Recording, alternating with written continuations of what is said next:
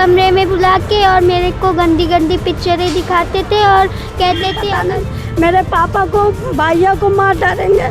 खबर यूपी के रायबरेली से है, जहां कक्षा 6 की नाबालिग छात्रा अपनी मां के साथ पहुंची एसपी ऑफिस। सिपाही पंकज पर पीड़ित छात्रा ने लगाए गंभीर आरोप।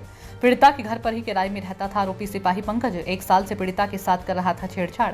किसी से बताने पर जान से मारने की लगातार दे रहा था धमकी। पीड़िता कोतवाली में शिकायत करने पर आरोपी सिपाही ने पीड़िता के भाई को कोतवाली लाकर पीटा। पीड़िता की मां ने एसपी समेत अन्य उच्च अधिकारियों से की लिखित शिकायत। महाराजगंज कोतवाली में तैनात है आरोपी सिपाही पंकज। बेटा किस क्लास में पढ़ती हो, क्या हुआ? मैं क्लास 6 में पढ़ती हूँ और पंकज सिपाही मेरे घर पे रहते हैं और मुझे पढ़ाते थे कमरे में बुला के और मेरे को गंदी गंदी पिक्चरें दिखाते थे और कहते थे अगर किसी से बताया तो अपने मम्मी पापा को बताया तो मारेंगे और तुम्हारे पापा मम्मी को भी मारेंगे, जेल में बंद कर देंगे और मुझे बैट टच करते थे। और क्या हुआ जब पुलिस के पास गई तो क्या हुआ? तुम्हारे भाई के साथ क्या हुआ? मेरे भाई को मारा। किसने मारा? पंकज भैया ने, पंकज सिपाही ने। तो क्या हुआ आपकी बेटी के साथ, क्या घटना हुई?